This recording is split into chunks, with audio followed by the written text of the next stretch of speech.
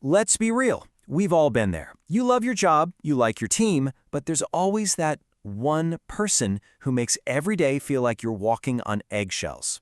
So today, we're cracking open the ultimate field guide to help you spot and handle those tricky personalities so you can actually enjoy your work again.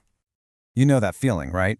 You have a totally normal chat by the water cooler. You walk back to your desk, and you suddenly feel like you need a 3-hour nap. Where did all your energy go? Well, it's a super common feeling, and you're not imagining it.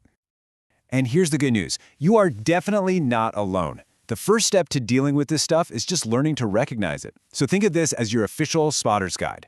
We're going to decode these common workplace personalities so you can take back your energy. Okay, so first up, let's talk about a group I call the downers. These are the folks who have a special talent for sucking all the positive energy right out of a room. You know them by the feeling they leave behind. First in our lineup is the constant complainer. Oh, you know this one.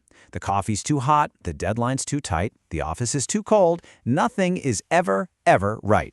And the real problem here? That negativity spreads like a virus and can tank a whole team's vibe. Next up, we have the victim. For this person, nothing is ever their fault. A project went south? Well, that was the manager's bad instructions or the client's ridiculous demands. It's a constant shell game of blame, which makes it pretty much impossible to solve any actual problems with them. And if you want to spot them in the wild, just listen for their favorite catchphrase, "That's not fair." It's their go-to line. It's the ultimate way to shut down a conversation and make sure the spotlight of responsibility never, ever lands on them. Now, the energy vampire.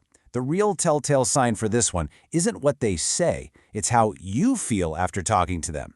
They corner you and just dump all of their stress, all their drama, all their problems right onto you. You walk away feeling like you just ran a marathon you didn't even sign up for. And to finish off this group, we have the one, the only Debbie Downer. The team lands a huge new contract. They'll be the first person to say, yeah, but the workload is going to be a nightmare. They are experts at finding the single potential problem in any piece of good news. All right, let's move on to our next category. These folks are a little more subtle, but honestly, just as destructive. I'm talking about the underminers. They work in the shadows to erode trust and just make things messy. Ah, the gossip. This person is like the engine of office drama. And let's be clear, they don't just report on what's happening, they actively stir the pot. They'll whisper half-truths and pit people against each other, creating this atmosphere where you just can't trust anyone. Oof, this one is tough. The credit stealer is an absolute motivation killer. They have this superpower for taking your brilliant idea in a brainstorming session and 5 minutes later presenting it to the boss as if it was theirs all along.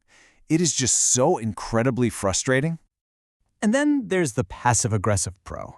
They are masters of saying yes with a smile, and then, oops, they forgot to send that crucial email, or they accidentally missed the deadline. It's not incompetence, folks. It's anger with a smile on its face. Lastly, in this group, we have the political operator. You might know them as the office suck-up. To leadership, they are just full of compliments and praise. But the second they're with their peers, it's all negativity and criticism. They create this really toxic, two-faced environment. All right, our final group of personalities to watch out for, these are the blockers. These are the people who seem to exist purely to stand in the way of progress, new ideas, and just getting things done.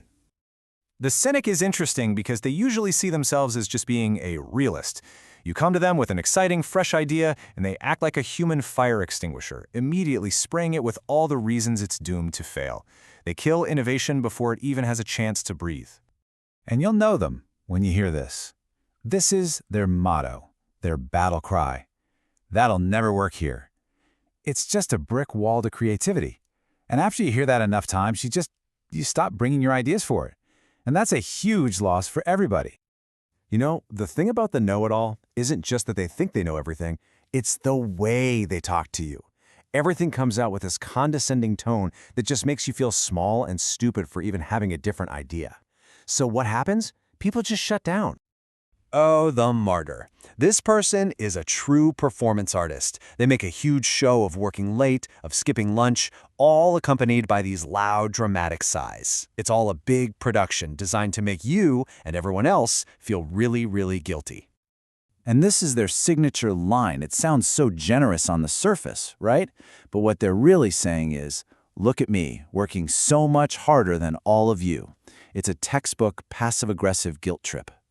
And finally, we have the chaos creator. Because of their own bad planning, their life is a series of 5-alarm fires. And guess what? They are more than happy to pull the entire team into their personal emergency, stressing everyone out because they couldn't get organized. Okay, so we've identified the cast of characters. Now what? I mean, spotting them is one thing, but knowing what to do about them is everything. So let's open up your official workplace survival kit. Here are 5 simple, powerful steps you can take. First, limit exposure. With someone like an energy vampire, you don't have to be rude. Just keep your chats short, sweet, and focused on work. Second, don't engage gossip. When someone starts, just say, I'm not really comfortable talking about the team. It works like a charm. Third, document everything. With a credit stealer or a passive-aggressive pro, a quick follow-up email summarizing what you talked about is your best defense. It creates a paper trail. Fourth, redirect cynicism. When the cynic says, that'll never work, try asking, okay, interesting. What do you think is the biggest hurdle we'd have to solve? It forces them to think about solutions, not just problems.